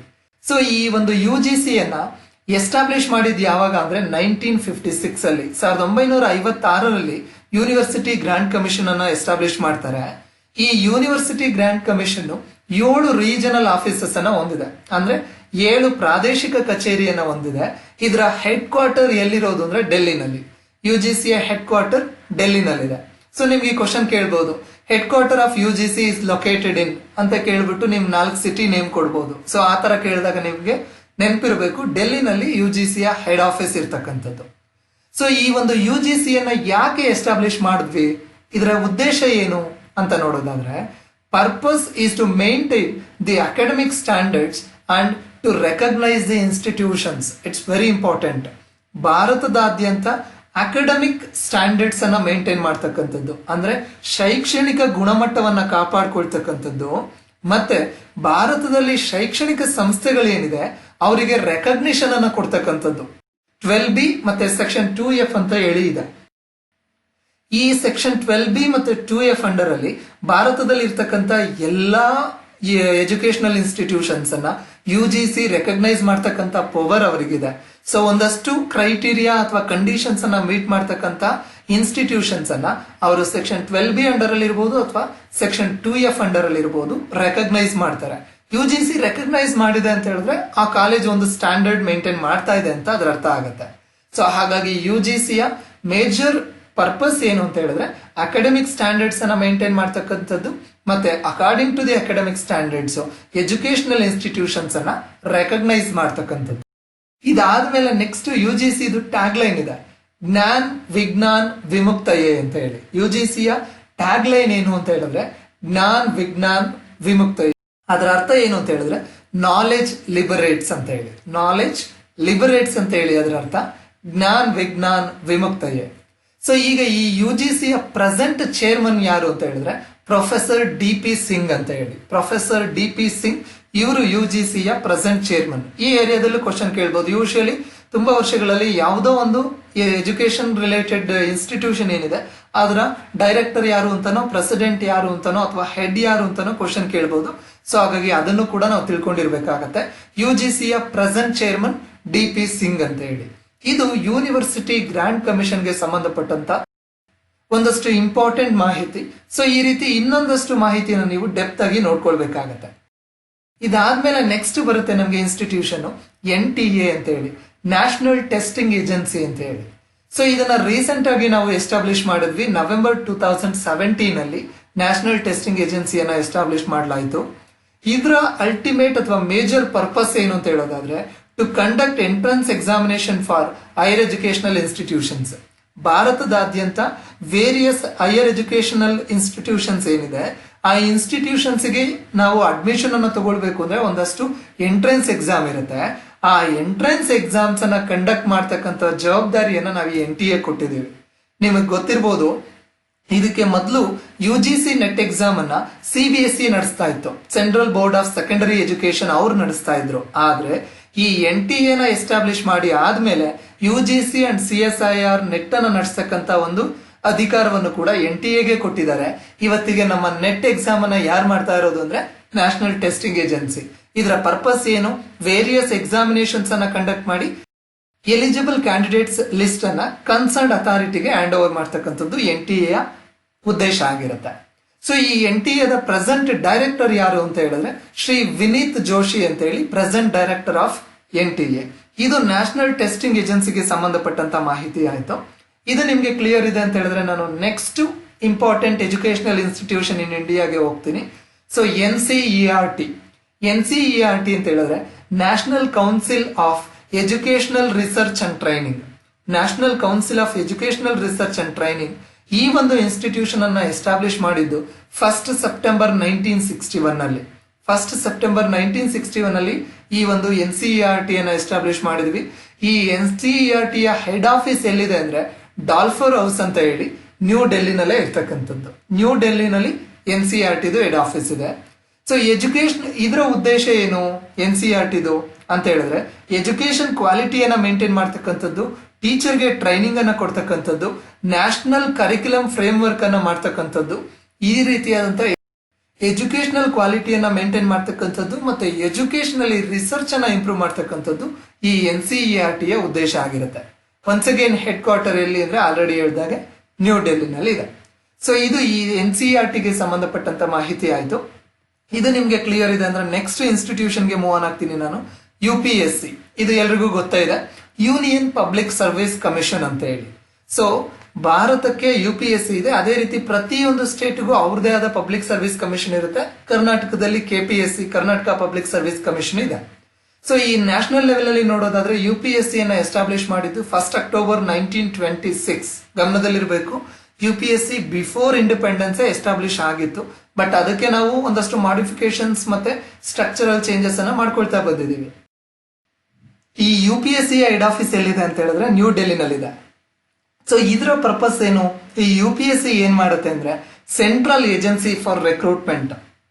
ಭಾರತ ಸರ್ಕಾರದ ವಿವಿಧ ಇಲಾಖೆಗಳೇನಿದೆ, IAS, IPS, IRS, IRTS, ಈ ರೀತಿ ಯಾವುದೆಲ್ಲ ಸರ್ವಿಸಸ್ ಇದೆ ಮತ್ತೆ ಸೆಂಟ್ರಲ್ ಗೌರ್ಮೆಂಟ್ ಅಲ್ಲಿ ಮೇಜರ್ ಆಗಿ ಯಾವುದೆಲ್ಲ ಡಿಪಾರ್ಟ್ಮೆಂಟ್ಸ್ ಇದೆ, ಆ ಡಿಪಾರ್ಟ್ಮೆಂಟ್ ಗೆ ಮ್ಯಾನ್ ಪವರ್ ರಿಕ್ವೈರ್ಮೆಂಟ್ ಅಥವಾ ಎಂಪ್ಲಾಯಿ ರಿಕ್ವೈರ್ಮೆಂಟ್ ಏನಿದೆ ಅಲ್ಲಿ ರಿಕ್ವೈರ್ಮೆಂಟ್ ಗೆ ಅನುಗುಣವಾಗಿ ಎಕ್ಸಾಮ್ಸ್ ಅನ್ನ ಕಂಡಕ್ಟ್ ಮಾಡಿ ಎಲಿಜಿಬಲ್ ಕ್ಯಾಂಡಿಡೇಟ್ಸ್ ಅನ್ನ ರೆಕ್ರೂಟ್ ಮಾಡಿ ಕೊಡ್ತಕ್ಕಂಥ ಜವಾಬ್ದಾರಿ UPSC ಇರುತ್ತೆ. ಸೊ ನಾನು ನಿಮ್ಗೆ ಆಲ್ರೆಡಿ ಹೇಳಿದಾಗೆ IAS ಅನ್ನ ಕಾಲ್ ಮಾಡಿ ರೆಕ್ರೂಟ್ ಮಾಡ್ತಕ್ಕಂಥ ಕೆಲಸ ಮಾಡ್ತಕ್ಕಂಥವ್ರು ಯಾರು ಅಂದ್ರೆ UPSC ಆಗಿರ್ತಾರೆ. ಸೊ ಈ UPSC ಬಗ್ಗೆ ನಿಮ್ಗೆ ಮಾಹಿತಿ ಕ್ಲಿಯರ್ ಇದೆ ಅಂತ ಹೇಳಿದ್ರೆ ನಾನು ನೆಕ್ಸ್ಟ್ ಇನ್ಸ್ಟಿಟ್ಯೂಷನ್ಗೆ ಮೂವ್ ಆನ್ ಆಗ್ತೀನಿ. NAC ಅಂತ ಹೇಳಿ ವೆರಿ ಇಂಪಾರ್ಟೆಂಟ್ ಎಜುಕೇಶನ್ಗೆ ಸಂಬಂಧಪಟ್ಟಂತ ಇನ್ನೊಂದು ವೆರಿ ಇಂಪಾರ್ಟೆಂಟ್ ಇನ್ಸ್ಟಿಟ್ಯೂಷನ್ ಯಾವುದು ಅಂತ ಹೇಳಿದ್ರೆ NAC, national assessment and accreditation council ಅಂತ ಹೇಳಿ ಕರ್ಕೊಳ್ತೀವಿ. National assessment and accreditation council ಅಂತ ಹೇಳಿ ಕರಿತೀವಿ.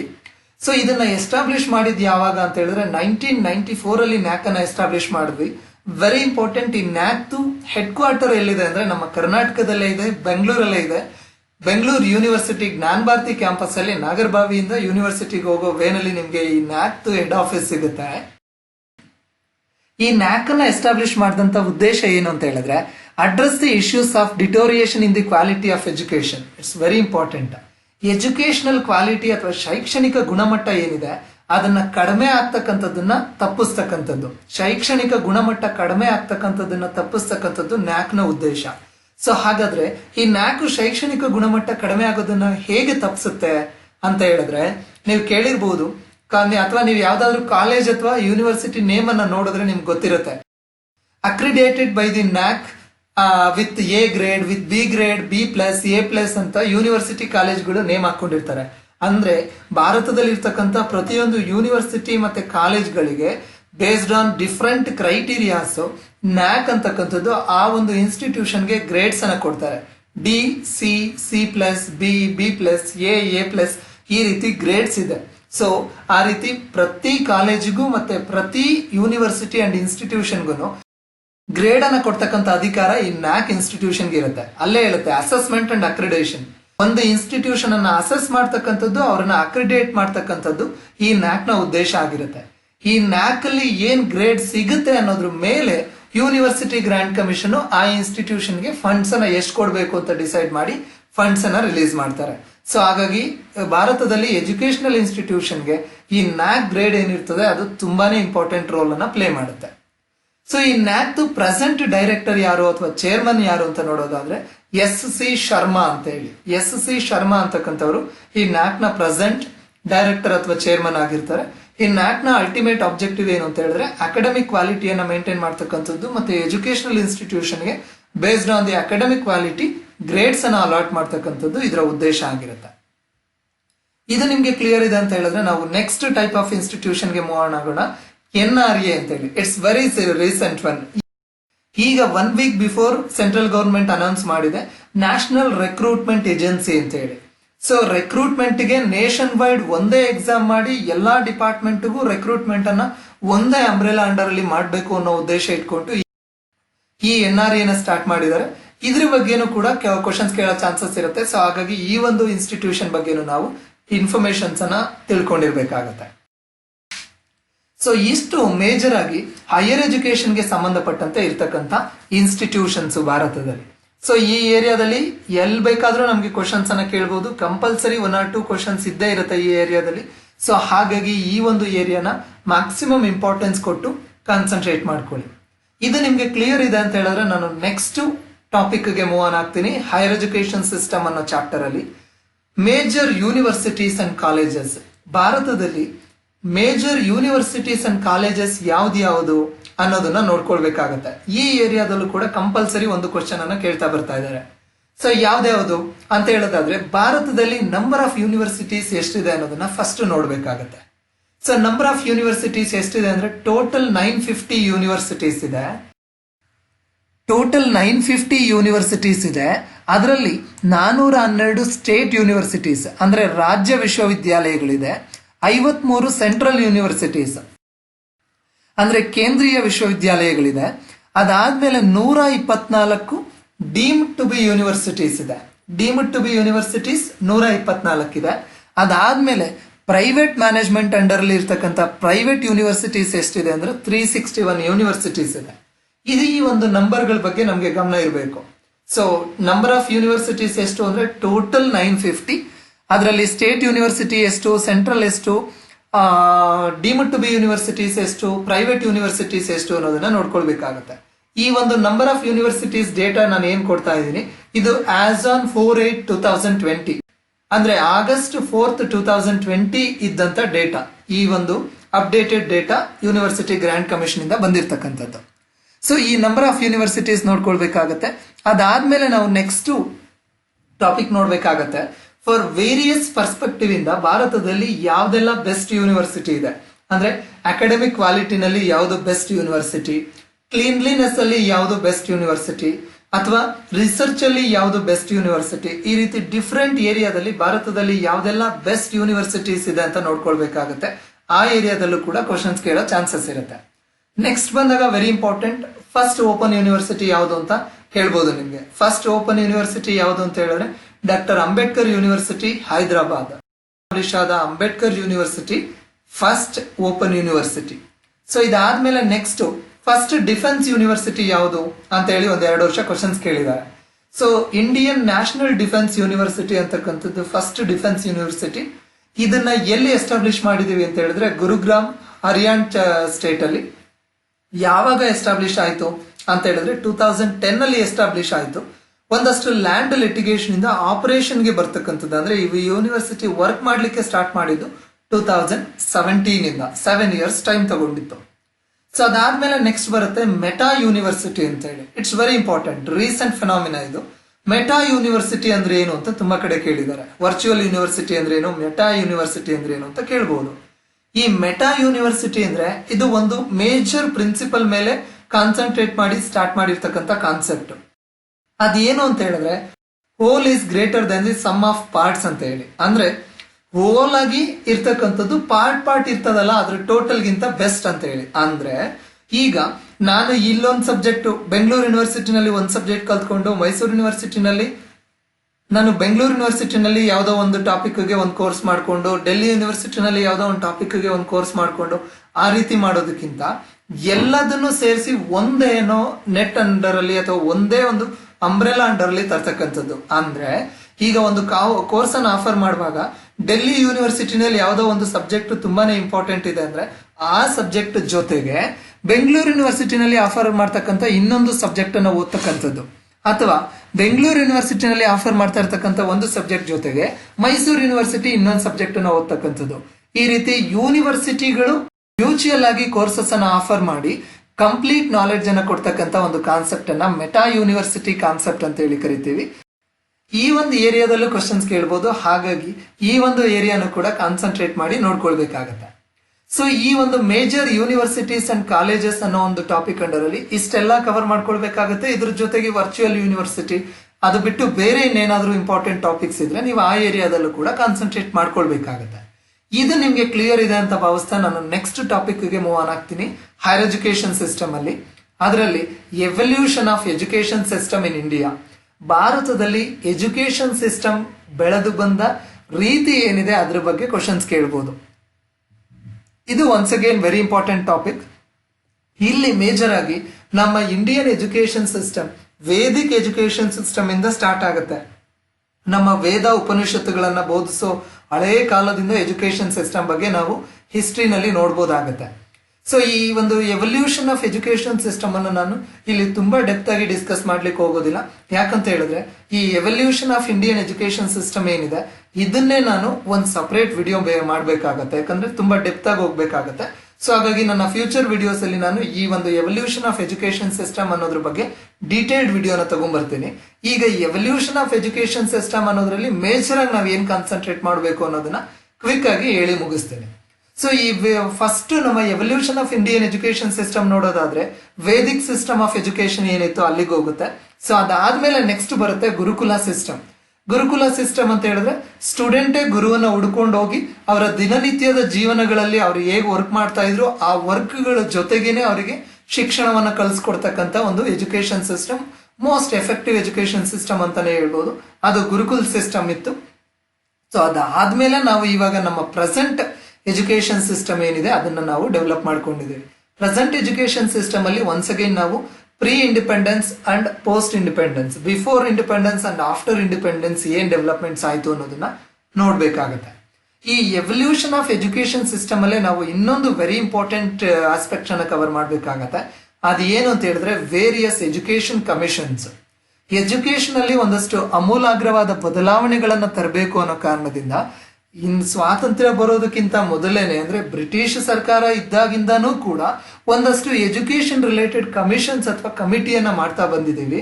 ಆ ಕಮಿಟೀಸ್ ಅಥವಾ ಕಮಿಷನ್ಸ್ ಏನಿದೆ ಅವರೊಂದಷ್ಟು ಈ ರೆಕಮೆಂಡೇಶನ್ಸ್ ಅನ್ನ ಕೊಟ್ಟಿದ್ದಾರೆ, ಒಂದಷ್ಟು ಬದಲಾವಣೆಗಳನ್ನ ಮಾಡೋಕೆ ಹೇಳಿ.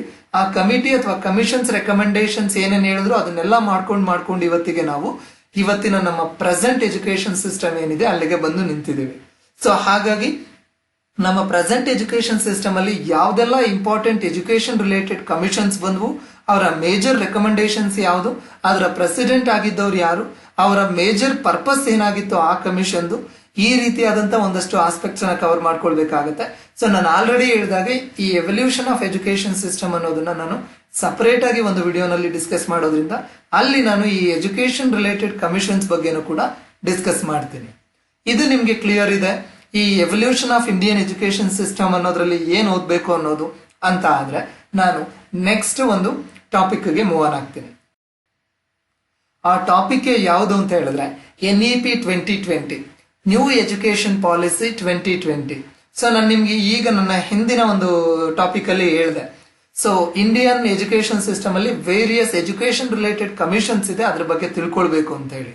ಆ ಒಂದು ಕಮಿಷನ್ ಅಲ್ಲಿ recent and very prominent one ಯಾವುದು ಅಂತ ಹೇಳಿದ್ರೆ ನ್ಯೂ ಎಜುಕೇಶನ್ ಪಾಲಿಸಿ 2020 ಅಂತ ಹೇಳಿ.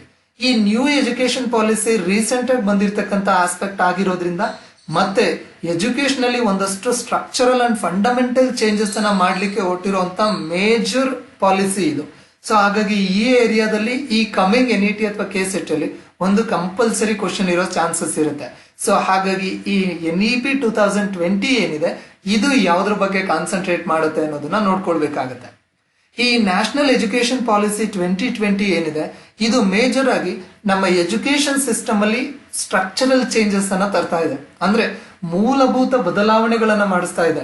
ನಮ್ಮ ಎಜುಕೇಶನ್ ಸಿಸ್ಟಮ್ ಇದುವರೆಗೂ ಹೆಂಗಿತ್ತು ಅದು ಈ ನ್ಯೂ ಎಜುಕೇಶನ್ ಅಥವಾ ನ್ಯಾಷನಲ್ ಎಜುಕೇಶನ್ ಪಾಲಿಸಿಯನ್ನ ಇಂಪ್ಲಿಮೆಂಟ್ ಮಾಡಿದ್ಮೇಲೆ ತುಂಬಾ ಬದಲಾವಣೆಗೊಳಪಡುತ್ತೆ. ಸೊ ಆ ರೀತಿ ಸ್ಟ್ರಕ್ಚರಲ್ ಚೇಂಜಸ್ ಅನ್ನ ಒಳಗೊಂಡಿದೆ ನ್ಯಾಷನಲ್ ಎಜುಕೇಶನ್ ಪಾಲಿಸಿ. ಅದಾದ್ಮೇಲೆ entry of foreign institutions, it's very important. ಈ ನ್ಯೂ ಎಜುಕೇಶನ್ ಪಾಲಿಸಿ 2020 ಏನಿದೆ ಇದರಲ್ಲಿ ಫಾರಿನ್ ಇನ್ಸ್ಟಿಟ್ಯೂಷನ್ಸ್ ಭಾರತಕ್ಕೆ ಬಂತು ಎಜುಕೇಶನಲ್ ಇನ್ಸ್ಟಿಟ್ಯೂಷನ್ಸ್ ಅನ್ನ ಸ್ಟಾರ್ಟ್ ಮಾಡ್ಲಿಕ್ಕೆ ಪರ್ಮಿಷನ್ ಅನ್ನ ಕೊಟ್ಟಿದ್ದೀವಿ. ಯಾಕೆ ಅಂತ ಹೇಳಿದ್ರೆ ನಮ್ಮ ಇಂಡಿಯನ್ ಎಜುಕೇಶನ್ ವರ್ಲ್ಡ್ ಸ್ಟ್ಯಾಂಡರ್ಡ್ಸ್ ಗೆ ಇಂಪ್ರೂವ್ ಆಗಬೇಕು.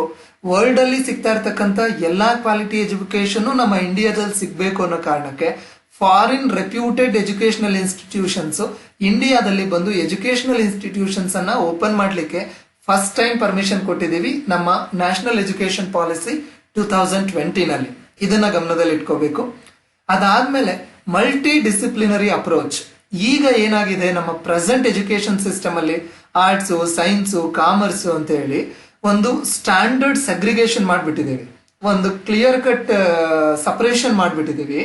ಆ ಒಂದು ಸಪರೇಷನ್ ಅನ್ನ ರಿಮೂವ್ ಮಾಡಬೇಕು ಅಂತ ಹೇಳುತ್ತೆ ಮಲ್ಟಿ ಡಿಸಿಪ್ಲಿನರಿ ಅಪ್ರೋಚ್. ಈಗ ಒಬ್ಬ ಸ್ಟೂಡೆಂಟ್ಸ್ಗೆ ಅಕೌಂಟ್ಸ್ ಕಲಿಬೇಕು, ಅದ್ರ ಜೊತೆಗೆ ಹಿಸ್ಟ್ರಿ ಕಲಿಬೇಕು ಅಂದ್ರೆ ಅಕೌಂಟ್ಸ್ ಜೊತೆಗೆ ಹಿಸ್ಟ್ರಿ ಕಲಿಬಹುದು. ಅಕೌಂಟ್ಸ್ ಜೊತೆಗೆ ಫಿಸಿಕ್ಸ್ ಕಲಿಬೇಕು ಅಂತ ಹೇಳಿದ್ರೆ ಅಕೌಂಟ್ಸ್ ಜೊತೆಗೆ ಫಿಸಿಕ್ಸ್ ಕಲಿಸಲಿಕ್ಕೆ ಅವರಿಗೆ ಅವಕಾಶ ಮಾಡಿಕೊಡ್ಬೇಕು. ಈ ರೀತಿ ಅಕೌಂಟ್ಸ್ ಜೊತೆಗೆ ಅವನು ಮ್ಯೂಸಿಕ್ ಕಲಿತಾನೆ ಅಂದ್ರೆ ಮ್ಯೂಸಿಕ್ ಕಲಿಲಿಕ್ಕೆ ಅವಕಾಶ ಮಾಡಿಕೊಡ್ಬೇಕು. ಈ ರೀತಿ ಯಾವುದೇ ಒಂದು ಸಪರೇಟ್ ಸೆಗ್ರಿಗೇಷನ್ ಇಲ್ಲದೆ ಮಲ್ಟಿ ಡಿಸಿಪ್ಲಿನರಿ ಅಪ್ರೋಚ್, ಸ್ಟೂಡೆಂಟ್ಗೆ ಯಾವುದೆಲ್ಲ ಸಬ್ಜೆಕ್ಟ್ಸ್ ನ ಓದಲಿಕ್ಕೆ ಇಂಟ್ರೆಸ್ಟ್ ಇದೆ ಆ ಸಬ್ಜೆಕ್ಟ್ ಅನ್ನ ಓದಲಿಕ್ಕೆ ಬೇಕಾದಂತ ಎನ್ವಿರಾನ್ಮೆಂಟ್ ಅನ್ನ ಕ್ರಿಯೇಟ್ ಮಾಡ್ಕೊಡ್ಬೇಕು ಅನ್ನೋದು NEP 2020ಯ ಮತ್ತೊಂದು ಮೇಜರ್ ಆಬ್ಜೆಕ್ಟಿವ್ ಆಗಿರುತ್ತೆ. ನೆಕ್ಸ್ಟ್ ಅಂತ ಬಂದಾಗ ಫ್ಲೆಕ್ಸಿಬಿಲಿಟಿ ಟು ದಿ ಸ್ಟೂಡೆಂಟ್ಸ್ಗೆ ಸಾಧ್ಯವಾದಷ್ಟು ಫ್ಲೆಕ್ಸಿಬಿಲಿಟಿಯನ್ನು ಕೊಡಬೇಕು ಎಜುಕೇಶನ್ ಅಲ್ಲಿ. ನಾನು ನಿಮ್ಗೆ ಆಲ್ರೆಡಿ ಹೇಳಿದಾಗೆ ಫ್ಲೆಕ್ಸಿಬಿಲಿಟಿ ಅಂತ ಹೇಳುವಾಗ ಮಲ್ಟಿ ಡಿಸಿಪ್ಲಿನರಿ ಅಪ್ರೋಚ್ ಒಂದು ಫ್ಲೆಕ್ಸಿಬಿಲಿಟಿ ಆಗುತ್ತೆ. ಅದಾದ್ಮೇಲೆ ಇನ್ನೊಂದು ವೆರಿ ಇಂಪಾರ್ಟೆಂಟ್ ಚೇಂಜ್ ಅಂತ ಹೇಳಿದ್ರೆ ಈ ಒಂದು NEP 2020 ನಲ್ಲಿ ಈಗ ಫಾರ್ ಎಕ್ಸಾಂಪಲ್ PUC ಆದ್ಮೇಲೆ ನಾನು ಡಿಗ್ರಿಗೆ ಸೇರ್ಕೊಂಡು 1 ವರ್ಷ ಮಾತ್ರ ಡಿಗ್ರಿ ಓದ್ಬಿಟ್ಟು ಕಾರಣಾಂತರಗಳಿಂದ ಡಿಗ್ರಿ ಬಿಟ್ಬಿಟ್ಟೆ ಅಂದ್ರೆ ನನ್ಗೆ ಯಾವುದೇ ಸರ್ಟಿಫಿಕೇಟ್ ಸಿಗಲ್ಲ, ಡಿಗ್ರಿ ಡಿಸ್ಕಂಟಿನ್ಯೂ ಆಗುತ್ತೆ, PUC ಅಷ್ಟೇ ನನ್ನ ಕ್ವಾಲಿಫಿಕೇಶನ್ ಆಗ್ಬಿಡುತ್ತೆ. ಆದ್ರೆ ನಮ್ಮ ಈ ನ್ಯೂ ಎಜುಕೇಶನ್ ಪಾಲಿಸಿನಲ್ಲಿ ಏನ್ ಮಾಡ್ತಾ ಇದ್ದಾರೆ ಅಂದ್ರೆ ಈಗ PUC ಮುಗಿಸಿ ಡಿಗ್ರಿಗೆ ಸೇರ್ಕೊಂಡು 1 ವರ್ಷ ಮಾತ್ರ ಕಂಪ್ಲೀಟ್ ಮಾಡಿದಾನೆ, ಸೆಕೆಂಡ್ ಇಯರ್ಗೆ ಅವ್ನ ಕಾಲೇಜಿಗೆ ಬರೋಕ್ ಆಗ್ಲಿಲ್ಲ ಅಂತ ಹೇಳಿದ್ರೆ ಅವ್ನಿಗೆ 1 ವರ್ಷಕ್ಕೆ ಸರ್ಟಿಫಿಕೇಟ್ ಕೊಡ್ತಾರೆ, ಬೇಸಿಕ್ ಸರ್ಟಿಫಿಕೇಟ್ ಅಂತ ಹೇಳಿ ಕರೀತಾರೆ. ಇನ್ ಕೇಸ್ 2 ವರ್ಷ ಓದ್ಬಿಟ್ಟು ಆಮೇಲೆ ಅವನು ಕೋರ್ಸ್ ಅನ್ನ ಡಿಸ್ಕಂಟಿನ್ಯೂ ಮಾಡಿದ್ರೆ ಡಿಪ್ಲೊಮಾ ಸರ್ಟಿಫಿಕೇಟ್ ಅಂತ ಹೇಳಿ ಕೊಡ್ತಾರೆ. In case entire complete course ಅನ್ನ ಅವನು ಎಂಟೈರ್ ಕೋರ್ಸ್ ಅನ್ನ ಕಂಪ್ಲೀಟ್ ಮಾಡಿದ್ರೆ ಅವಾಗ ಅವನಿಗೆ ಆ ಪರ್ಟಿಕ್ಯುಲರ್ ಡಿಗ್ರಿ ಸರ್ಟಿಫಿಕೇಟ್ ಬರುತ್ತೆ. ಈ ರೀತಿ ಸ್ಟೂಡೆಂಟ್ಸ್ ಡಿಸ್ಕಂಟಿನ್ಯೂ ಆದ್ರೂ ಕೂಡ ಅವರಿಗೆ ಯಾವುದೇ ರೀತಿ ಟೈಮ್ ಲಾಸ್ ಆಗದೆ ಇರೋ ರೀತಿ ಫ್ಲೆಕ್ಸಿಬಿಲಿಟಿಯನ್ನು ಕೊಟ್ಟಿದ್ದಾರೆ. ಅದ್ರ ಜೊತೆಗೆ ಸ್ಟೂಡೆಂಟ್ ಇವಾಗ ಫಸ್ಟ್ ಇಯರ್ಗೆ ಜಾಯ್ನ್ ಆಗಬೇಕು ಅಂತ ಇಲ್ಲ ನ್ಯೂ ಎಜುಕೇಶನ್ ಪಾಲಿಸಿನಲ್ಲಿ, ಡೈರೆಕ್ಟ್ ಆಗಿ ಬಂದು ಸೆಕೆಂಡ್ ಇಯರ್ ಜಾಯ್ನ್ ಆಗಿ ಆ ಒಂದು ಸೆಕೆಂಡ್ ಇಯರ್ ಅಲ್ಲಿ ಏನ್ ಸಬ್ಜೆಕ್ಟ್ಸ್ ಇದೆ ಅದನ್ನ ಮಾತ್ರ ಓದ್ಕೊಂಡು ಬೇಸಿಕ್ ಸರ್ಟಿಫಿಕೇಟ್ ತಗೊಂಡು ಹೋಗ್ಬೋದು. ಈ ರೀತಿ ಫ್ಲೆಕ್ಸಿಬಿಲಿಟಿ ಇದೆ ಸ್ಟೂಡೆಂಟ್ಸ್ಗೆ ನ್ಯೂ ಎಜುಕೇಶನ್ ಪಾಲಿಸಿನಲ್ಲಿ. ಅದಾದ್ಮೇಲೆ ಪ್ರಮೋಷನ್ ಆಫ್ ರಿಸರ್ಚ್. ನಮ್ಮ ಭಾರತ ರಿಸರ್ಚ್ ಅಲ್ಲಿ ಅಷ್ಟು ಮೇಲ್ಗೈಯನ್ನ ಸಾಧಿಸಿಲ್ಲ ಅನ್ನೋ ಕಾರಣಕ್ಕೆ ಎಜುಕೇಶನಲ್ ರಿಸರ್ಚ್ ಅಥವಾ ಶೈಕ್ಷಣಿಕ ಸಂಶೋಧನೆಗಳನ್ನ ಜಾಸ್ತಿ ಮಾಡಬೇಕು ಅಂತ ಹೇಳಿ ರಿಸರ್ಚ್ ಪ್ರಮೋಷನ್ ಬಗ್ಗೆ ಕಾನ್ಸಂಟ್ರೇಟ್ ಮಾಡುತ್ತೆ. ಅದಾದ್ಮೇಲೆ early education will be in the native language. ಮಕ್ಕಳ ಪ್ರಾಥಮಿಕ ಶಿಕ್ಷಣ ಏನಿರುತ್ತೆ ಅದನ್ನ ನೇಟಿವ್ ಲ್ಯಾಂಗ್ವೇಜ್ ಅಥವಾ ಮದರ್ ಟಂಗ್ ಅಥವಾ ಅವರ ಮಾತೃಭಾಷೆನಲ್ಲೇ ಕೊಡಬೇಕು ಅಂತ ಹೇಳಿ ಸಜೆಸ್ಟ್ ಮಾಡುತ್ತೆ NEP 2020. ಅಂದ್ರೆ ಮಕ್ಕಳಿಗೆ ಬೇಸಿಕ್ ಎಜುಕೇಶನ್ ಅವರ ಮಾತೃಭಾಷೆನಲ್ಲೇ ಸಿಗ್ಬೇಕು. ಜೊತೆಗೆ ಮಕ್ಕಳು ಯಾವುದೇ ಕೋರ್ಸ್ ಅನ್ನ ಮಾಡೋಕ್ ಹೋದ್ರು ಕೂಡ ಅದಕ್ಕೆ ಸಂಬಂಧಪಟ್ಟಂತ ಕೋರ್ಸ್ ಮೆಟೀರಿಯಲ್ ಅವರ ಮಾತೃಭಾಷೆ ಅಥವಾ ಲೋಕಲ್ ಲ್ಯಾಂಗ್ವೇಜ್ ಸ್ಥಳೀಯ ಭಾಷೆ ಏನಿರುತ್ತೆ ಅದರಲ್ಲಿ ಅವೈಲಬಲ್ ಇರಬೇಕು. ಈಗ ಮ್ಯಾಥಮೆಟಿಕ್ಸ್, ಫಿಸಿಕ್ಸ್, ಅಕೌಂಟ್ಸ್ ಅಂದ್ರೆ ಅದಕ್ಕೆ ಸಂಬಂಧಪಟ್ಟಂತ ಸ್ಟಡಿ ಮೆಟೀರಿಯಲ್ ಕನ್ನಡದಲ್ಲೂ ಅವೈಲಬಲ್ ಇರಬೇಕು. ಆ ರೀತಿ ಮಾಡಬೇಕು ಅನ್ನೋದು ನ್ಯಾಷನಲ್ ಎಜುಕೇಶನ್ ಪಾಲಿಸಿಯ ಮತ್ತೊಂದು ವೆರಿ ಇಂಪಾರ್ಟೆಂಟ್ ಆಬ್ಜೆಕ್ಟಿವ್ ಆಗಿರುತ್ತೆ. ಸೊ ಇದಾದ್ಮೇಲೆ next objective skill based vocational courses. Major ಆಗಿ national education policy skill based education ಮೇಲೆ ಕಾನ್ಸಂಟ್ರೇಟ್ ಮಾಡುತ್ತೆ. ಅಂದ್ರೆ ನಾವು ನಮ್ಮ ಸ್ಟೂಡೆಂಟ್ಸ್ಗೆ ಎಷ್ಟೇ ಜ್ಞಾನವನ್ನ ಕೊಟ್ಟರು ಕೂಡ ಅವರು ಒಂದು ಎಂಪ್ಲಾಯ್ಮೆಂಟ್ ಅನ್ನ ತಗೊಳ್ಳಿಕ್ ಆಗ್ಲಿಲ್ಲ ಅಥವಾ ಅವ್ರ ಜೀವನವನ್ನ ನಡೆಸೋಕ್ ಕಷ್ಟ ಆಗುತ್ತೆ ಅಂದ್ರೆ ಅದು ಸರಿ ಹೋಗೋದಿಲ್ಲ ಅಂತ ಹೇಳಿ ಮಕ್ಕಳಿಗೆ ಅವರ ಜೀವನ ನಡೆಸಲಿಕ್ಕೆ ಬೇಕಾದಂತ ಸ್ಕಿಲ್ ಬೇಸ್ಡ್ ಎಜುಕೇಶನ್ ಅನ್ನ ಕೊಡಬೇಕು.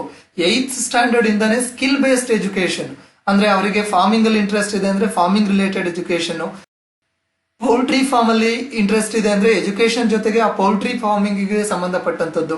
ಈ ರೀತಿ ಸ್ಕಿಲ್ಸ್ ಏನಿದೆ ಆ ಎಲ್ಲಾ ಸ್ಕಿಲ್ಸ್ ಗೆ ಸಂಬಂಧಪಟ್ಟಂತೆ ನಾಲೆಜ್ ಅನ್ನ ಅವರಿಗೆ ಕೊಡಬೇಕು. ಪ್ರಾಕ್ಟಿಕಲ್ ಮತ್ತೆ ಥಿಯರಿಟಿಕಲ್ ನಾಲೆಡ್ಜ್ ಅನ್ನ ಕೊಡಬೇಕು ಅಂತಕ್ಕಂಥದ್ದು ನ್ಯಾಷನಲ್ ಎಜುಕೇಶನ್ ಪಾಲಿಸಿಯ ಇನ್ನೊಂದು ಆಬ್ಜೆಕ್ಟಿವ್. ಈ ನ್ಯಾಷನಲ್ ಎಜುಕೇಶನ್ ಪಾಲಿಸಿಯ ಆಬ್ಜೆಕ್ಟಿವ್ ತುಂಬಾ ಇದೆ. ನಾನು ಮೇಜರ್ ಆಗಿ ತುಂಬಾ ಸ್ಟ್ರಕ್ಚರಲ್ ಚೇಂಜಸ್ ಮಾಡ್ತಕ್ಕಂಥ ಮೇಜರ್ ಆಬ್ಜೆಕ್ಟಿವ್ಸ್ ಅನ್ನ ತಗೊಂಡಿದ್ದೀನಿ. ಈ ಎಲ್ಲಾ ಒಂದು ಉದ್ದೇಶವನ್ನ ಇಟ್ಕೊಂಡು ನಾವು NEP 2020 ಇಂಪ್ಲಿಮೆಂಟ್ ಮಾಡಬೇಕು ಅಂತ ಭಾರತದಲ್ಲಿ ಹೊರಟಿದ್ದೀವಿ. ಸೊ ಈ ಒಂದು ನ್ಯಾಷನಲ್ ಎಜುಕೇಶನ್ ಪಾಲಿಸಿ ಇಂಪ್ಲಿಮೆಂಟ್ ಆಯಿತು ಅಂತ ಹೇಳಿದ್ರೆ ನಮ್ಮ ಭಾರತದ ಶಿಕ್ಷಣ ವ್ಯವಸ್ಥೆಯಲ್ಲಿ ಒಂದಷ್ಟು ಅಮೂಲಾಗ್ರ ಬದಲಾವಣೆಗಳಂತೂ ಖಂಡಿತವಾಗ್ಲೂ ಆಗುತ್ತೆ. ಅದು ಈ ವರ್ಷದಿಂದ ಇಂಪ್ಲಿಮೆಂಟ್ ಮಾಡಿದ್ಮೇಲೆ ನಾವು ನೋಡ್ತಾ ಹೋಗೋಣ ಆ ಬದಲಾವಣೆಗಳು ಏನು ಆಗುತ್ತೆ ಅಂತ ಹೇಳಿ ನಾವು ಪ್ರಾಕ್ಟಿಕಲ್ ಆಗಿ ಎಕ್ಸ್ಪೀರಿಯನ್ಸ್ ಮಾಡ್ತಾ ಹೋಗ್ತೀವಿ. ಸೊ ಅದ್ರ ಬಗ್ಗೆ ನಮ್ಗೆ ಗಮನ ಇರಬೇಕಾಗುತ್ತೆ. ಸೊ ಈಗ ನಾನು ಈ ಒಂದು ವಿಡಿಯೋದಲ್ಲಿ ಹೈಯರ್ ಎಜುಕೇಶನ್ ಸಿಸ್ಟಮ್ ಅನ್ನೋ ಒಂದು ಟಾಪಿಕ್ ಅಂಡರ್ಲಿ ಬರ್ತಕ್ಕಂಥ ನಮ್ಮ ಎಜುಕೇಶನ್ ಅಂದ್ರೆ ಏನು, ಹೈಯರ್ ಎಜುಕೇಶನ್ ಕ್ಯಾಟಗರೀಸ್ ಏನು, ಭಾರತದಲ್ಲಿ ಹೈಯರ್ ಎಜುಕೇಶನ್ಗೆ ಸಂಬಂಧಪಟ್ಟಂತ major statutory and independent institutions ಯಾವ್ದ್ಯಾವ್ದು, ಅದರ ಆಬ್ಜೆಕ್ಟಿವ್ಸ್ ಏನು ಮತ್ತೆ ಅದಕ್ಕೆ ರಿಲೇಟೆಡ್ ಡೀಟೇಲ್ಡ್ ಇನ್ಫಾರ್ಮೇಶನ್ಸ್ ಅನ್ನ ತಿಳಿಸ್ಕೊಟ್ಟಿದ್ದೀನಿ. ಅದಾದ್ಮೇಲೆ ನಾನು ಮೇಜರ್ ಯೂನಿವರ್ಸಿಟೀಸ್ ಅಂಡ್ ಕಾಲೇಜಸ್ ಯಾವ್ದ್ಯಾವ್ದು ಅನ್ನೋದನ್ನ ತಿಳಿಸ್ಕೊಟ್ಟಿದ್ದೀನಿ. ಸೊ ಅದ್ ನೆಕ್ಸ್ಟ್ ಅಂತ ಬಂದಾಗ ಈ ಎವಲ್ಯೂಷನ್ ಆಫ್ ಇಂಡಿಯನ್ ಎಜುಕೇಶನ್ ಹೇಗೆ ಬೆಳೆದು ಬಂತು ಅನ್ನೋದ್ರ ಬಗ್ಗೆ ತಿಳಿಸ್ಕೊಟ್ಟಿದ್ದೀನಿ. ಅದ ನಂತರ ನಮಗೆ ರೀಸೆಂಟ್ ಆಗಿ ಬಂದಂತ ನ್ಯಾಷನಲ್ ಎಜುಕೇಶನ್ ಪಾಲಿಸಿ 2020 ಏನಿದೆ ಅದಕ್ಕೆ ಸಂಬಂಧಪಟ್ಟಂತ ಹೈಲೈಟ್ಸ್ ಅನ್ನ ತಿಳಿಸ್ಕೊಟ್ಟಿದ್ದೀನಿ.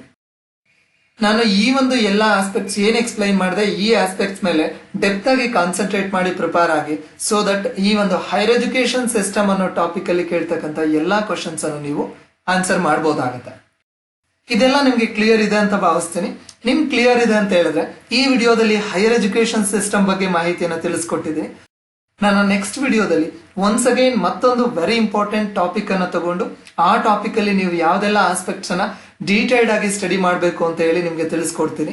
ಹಾಗಾಗಿ ನಾನು ನನ್ನ ನೆಕ್ಸ್ಟ್ ವಿಡಿಯೋನ ಯಾವ ಟಾಪಿಕ್ ಬಗ್ಗೆ ಮಾಡಬೇಕು ಅಂತ ಹೇಳಿ ಮರೀದೆ ಈ ವಿಡಿಯೋ ಕಮೆಂಟ್ ಬಾಕ್ಸ್ ಅಲ್ಲಿ ಕಮೆಂಟ್ ಮಾಡಿ, ಸೊ ದಟ್ ನಾನು ಆ ಒಂದು ಏರಿಯಾಗೆ ಫಸ್ಟ್ ಪ್ರಿಯಾರಿಟಿ ಕೊಟ್ಟು ನಿಮ್ಗೆ ವಿಡಿಯೋಸ್ ಅನ್ನ ತಗೊಂಡ್ ಬರ್ತೀನಿ. ಸೊ ಈ ಒಂದು ಮಾಹಿತಿ ನಾನು ಈ ವಿಡಿಯೋದಲ್ಲಿ ಏನ್ ತಿಳಿಸ್ಕೊಟ್ಟೆ ಅದು ನಿಮ್ಮೆಲ್ರಿಗೂ ಯೂಸ್ಫುಲ್ ಆಗಿತ್ತು ಅಂತ ಭಾವಿಸ್ತೀನಿ. ನಿಮ್ಗೆ ಯೂಸ್ಫುಲ್ ಆಗಿತ್ತು ಅಂತ ಅನ್ಸಿದ್ರೆ ಮರೀದೆ ಈ ವಿಡಿಯೋನ ಪರ್ಸನಲ್ ಕೇರ್ ತಗೊಂಡು ನಿಮ್ಮ ಫ್ರೆಂಡ್ಸ್ ಮತ್ತೆ ನೋನ್ ಗ್ರೂಪ್ ಎಲ್ರಿಗೂ ಶೇರ್ ಮಾಡಿ. ಯಾಕಂತ ಹೇಳಿದ್ರೆ NET ಮತ್ತೆ KCET ಗೆ ಪ್ರಿಪೇರ್ ಆಗ್ತಾ ಇರ್ತಕ್ಕಂಥ ನಿಮ್ಮ ಫ್ರೆಂಡ್ಸ್ ಎಲ್ಲಾ ಆಸ್ಪಿರೆಂಟ್ಸ್ಗೂ ಇದ್ರ ಒಂದು ಬೆನಿಫಿಟ್ ಸಿಗ್ಲಿ. ಜೊತೆಗೆ ಈ ವಿಡಿಯೋ ನಿಮ್ಗೆ ಇಷ್ಟ ಆಗಿದ್ರೆ ಲೈಕ್ ಮಾಡಿ. ಹಾಗೆ ಈ ವಿಡಿಯೋ ನಿಮ್ಗೆ ಹೇಗೆ ಯೂಸ್ಫುಲ್ ಅನ್ನಿಸ್ತು ಅಂತ ಹೇಳಿ ಮರೀದೆ ಈ ವಿಡಿಯೋ ಕಮೆಂಟ್ ಬಾಕ್ಸ್ ಅಲ್ಲಿ ಕಮೆಂಟ್ ಮಾಡಿ. ಜೊತೆಗೆ ಈ ರೀತಿಯಾದಂತಹ ಹೆಚ್ಚಿನ ವಿಡಿಯೋ ಅಪ್ಡೇಟ್ಸ್ಗಾಗಿ ಮತ್ತೆ ಸ್ಟಡಿ ಟಿಪ್ಸ್ಗಾಗಿ ಪ್ರಾವೀಣ್ಯತಾ ಚಾನಲ್ಗೆ ಸಬ್ಸ್ಕ್ರೈಬ್ ಆಗಿ. ಮತ್ತೆ ನಮ್ಮ Pravinyata channel various social media platform ಅಲ್ಲಿ ಪ್ರೆಸೆಂಟ್ ಇದೆ. ನಮ್ಮನ್ನ ಆ ಎಲ್ಲಾ ಸೋಷಿಯಲ್ ಮೀಡಿಯಾ ಪ್ಲಾಟ್ಫಾರ್ಮ್ಸ್ ಅಲ್ಲಿ ಫಾಲೋ ಮಾಡಿ. ನಿಮ್ಮ ಯಶಸ್ಸಿಗೆ ಸದಾ ನಾವು ಬೆಂಬಲವಾಗಿ ನಿಮ್ ಜೊತೆ ಇರ್ತೀವಿ. ಹಾಗಾಗಿ ಹ್ಯಾಪಿ ಲರ್ನಿಂಗ್. Thank you.